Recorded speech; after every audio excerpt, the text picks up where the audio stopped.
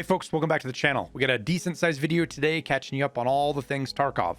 As usual, we have some of the Nikki leaks. There's some activity with BSG on Reddit you're going to want to know about. Updates on DLSS 4, some updates, also fixed bugs and new bugs and plenty other stuff. So let's not waste any time and I'll get you right into it and get you guys up to speed. Okay, so first up, nothing crazy. A new shirt that we're probably going to see. Some people think this might be a scav clothing, and I guess it could be, but I don't know why they would show off scav clothing. But either way, new shirt, new gloves. Here is the newest dev vlog that they do. Not a ton in here, mostly just kind of behind the scenes stuff, filming, that kind of stuff. The first thing we see is this right here. This is a new AK-12 handguard. One of two. We'll see a second one in a second. So some more modifications for the AK-12, which is kind of nice. A new shirt. This one's actually kind of cool. I'm betting this is probably an arena thing. That's kind of where these t-shirts kind of show up at. But kind of cool looking Spartan kind of deal. And then more background stuff. I want to say this is familiar, but I don't know what it is. It's some kind of maze looking thing. I know it means something. I can't remember what it is. If you do, in the comments, don't hesitate to speak up. Some Mosin ASMR. This looks like, it's hard to say if this is a piece of machinery or a pinched finger or what exactly is going on here. I'm not totally sure. Your guess is as good as mine. More background stuff. And then here's the second AK-12 handguard, which is kind of nice. Two new handguards coming for the AK-12. And then some more behind the scenes stuff. And that's pretty much it. Nothing crazy there for the devlog / Nikki leaks. This one's pretty cool. Finally get to see the lever action. I thought we were going to have it this white, but I guess not. But nonetheless, here is a lever action. They do a pretty good job of not letting us see exactly what the bullet is that goes in there, but everybody who shot lever actions is a pretty good idea what that's going to be. Now, as far as modifications, I don't know where we're going to go with this. You'd be surprised that the tactical lever action crowd has come up with quite a few post factory aftermarket kind of modifications, from integrated suppressed barrels to handguards and all sorts of crazy shit. So we'll just have to wait and see what we get out of that as far as other attachments once we get this in the game. Now, the next thing up is the Reddit thread. So I'll just read what BSG has here on their post. Escape from Tarkov is a complex project. We want to stay in close contact with the community with an up-to-date understanding of the issues that concern them. We have recently launched a thread on Escape from Tarkov subreddit to collect the issues and prioritize them. This thread aims to collect the most pressing and regular issues that players face. When posting an issue, please use hashtags for easy handling of comments. List of hashtags, so it's got all the hashtags they want you to use. So use those to help BSG better sort through shit. Try to describe the problem in most detailed and concise way possible with 2 to 3 sentences. This will allow other subreddit users to understand you better and put an appropriate reaction to the post. Try not to duplicate already previously described problems. Example of a bug report: when interacting with the BTR driver, you cannot pay for services regardless of where in the PMC's inventory there is sufficient amount of money. How to report a bug. They go through the knowledge base on the forum. So yeah. It's already got a ton of activity on it, 760 something comments, so it's going to get buried. Obviously, some people follow directions better than others, but it's going to be the usual Reddit kind of deal, so that should be interesting. If that's your deal, go dive into Reddit. That's where it is for you. Now, DLSS 4. Let's talk about that real quick. BSG, this is real interesting with a lot of people since it was released. There's a lot of interest in this. BSG says, we are following the community's increased interest in DLSS 4. We are actively working on integration of NVIDIA's updated DLSS along with other potential performance improvements and fixes for known issues in Escape from Tarkov. The technology is undergoing internal testing and will be available in-game in the near future. DLSS is a revolutionary suite of neural rendering technologies that uses AI to boost FPS, reduce latency, and improve image quality. All right, so right now, currently, I'm not going to do a tutorial on it. There's plenty of shit out there. But basically, you can turn DLSS 4 on Tarkov, even though it's not actually enabled in Tarkov yet. You can do that through the app with the settings here. Now, what a lot of people don't realize is when you change game settings through NVIDIA, you're actually altering the DLL file. Technical thing short, you're modifying a game file outside of the game. That is where you get sideways on the terms of service. Now, BSG has explicitly said they are not supporting DLSS 4 yet, and they request that players refrain from using it. Now, the whole you're going to get banned narrative is probably a bit extreme, but it's still possible. Like I said, in order for DLSS 4 to work, NVIDIA's app has to modify in-game DLL files. This is the part that goes against terms of service. I'm not here to argue lawyerly against people that say it's not actually terms of service. Well, I don't care. I don't care. If you have a problem with that, go argue with BSG. I'm just sharing the word. If you want to risk it and then get banned and then do it to get in a fight with BSG, more power to you, I guess. But at the end of the day, tons of folks screw with these DLL files in game, outside of game. Same thing with the INI files, which has to do with game settings. And I've never personally heard of somebody getting banned for that, but it is still possible. So look around with it at your own risk, I guess, is what I'm trying to say here. I'm not using it. I won't use it till BSG says happy.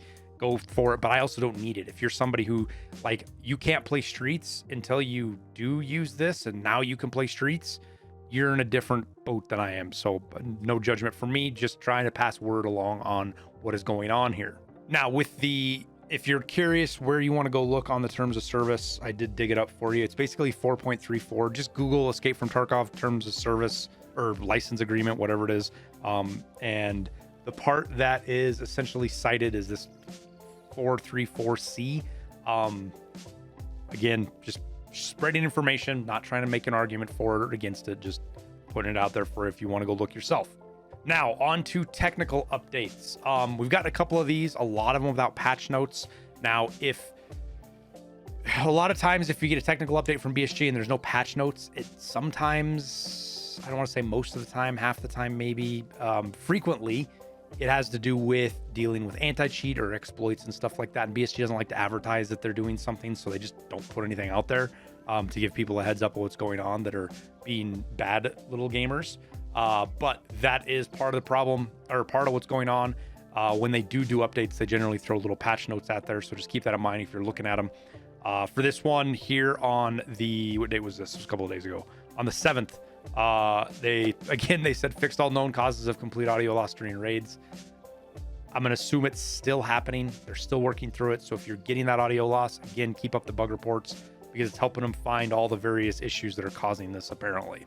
And that's basically what BSG says. Big one for PvE crowd. They've added the ability to select local or server-based play on location in the selection screen in PvE mode. They're going to closely monitor the load on the game servers in order to prevent long queues. So if you're somebody who wants to play, there's a couple of reasons for this. One, if you don't have as good of a machine, playing on your local end can suck. But two, there's a lot of these bugs, especially like around BTR and Lightkeeper, that are only present if you play on your local machine. Whereas if you play on servers, the bugs don't show up. So something to keep in mind there for you PvE players and playing on servers. Comprehensive update to the anti-cheat components. I don't even know what to say about this. It's more than we usually hear when they do this. Yes, I've seen a lot of people talking about ban waves and this, that, and the other. Whether they actually happened or not, it's hard to tell. Somebody that has 7 reports from labs all come back in the same day. There's lots of meanings to that. Some of them could be ban waves, some of them could be other stuff. And a lot of the discords are kind of locked down with chat anymore. As far as the cheater discord, it's kind of hard to see and flesh out real good information out of them. So hopefully this hits some of the cheat folks pretty hard. Hopefully it runs off some of the new players that are cheating, gets them out of the mix, and we get some cleaner games, which usually happens with wipe. Start of wipes are always the worst part for cheating. It's all the new players that show up and people that come back, and then they get bored and they leave. And then we have a couple of months of clean game, relatively clean, and then it picks up again when there's an event or towards the end of the wipe. The cheating seems to pick up again. At least that's my experience with it. Huge bug fix. Fixed an issue where the thorax armor hitbox would not receive damage if a bullet had penetrated the arm before hitting the armor. Basically, your arms were acting like shields for this. If you hit somebody in the arm and they had a removable plate, you basically didn't do any damage to them. And it made it fucking impossible to kill people, especially when you're shooting big ammo like M61 or PS12B that you're used to just putting people down quick. Just wasn't doing anything. So huge fix. This has been a bug before this wipe. This actually goes back to last wipe, so it's good that they finally got it fixed.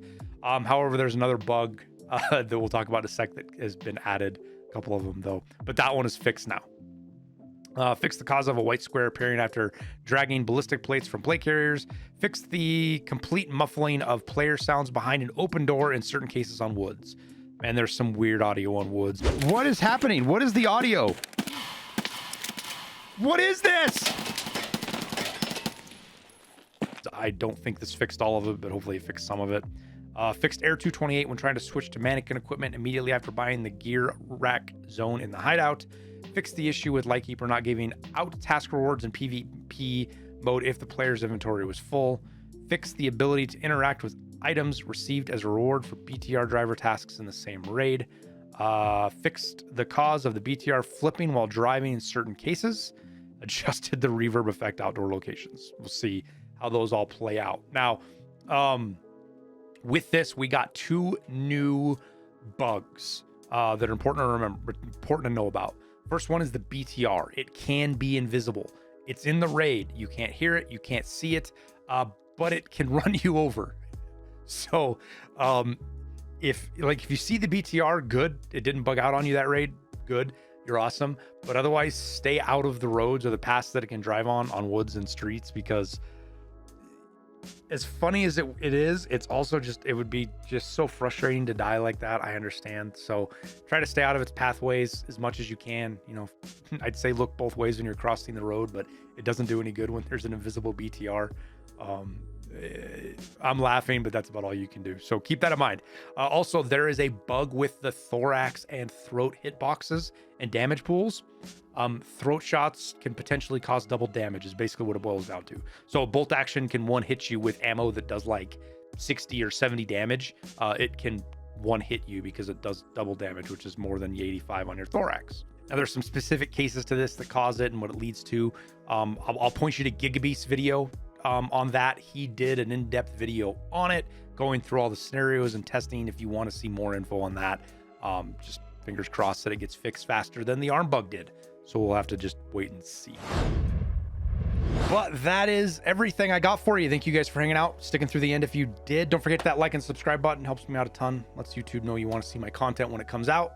Also, quick shout out for my music. As usual, links down in the description below. It's free to listen to. Supports me as a content creator. It's great lo-fi. It's great for listening to in the background and stuff like that. I listen to it on stream. Speaking of that, if you're a content creator, it's free for you to use. No DMC takedowns or copyright strikes. None of that shit. We made it for you guys. Low Wave Records to use. So all we ask is that you attribute us so people know where to find it. But again, links down in the description. Check it out. 180 some songs, a couple of different genres. I guarantee there's something there you're gonna like. So let me know if you do. But that's about it. We'll wrap her up there. As always, thank you guys for watching. Wish you the best of luck in raids in Tarkov, especially dodging that invisible BTR now. And we'll see you hopefully not pancaked on woods.